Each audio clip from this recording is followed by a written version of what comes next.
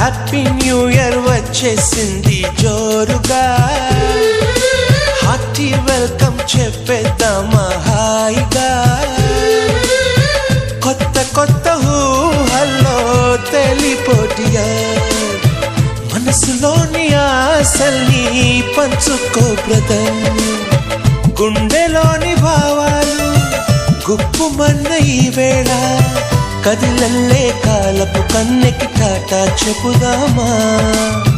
జనవరితో అడుగులు వేస్తూ ముందుకి పోదామా.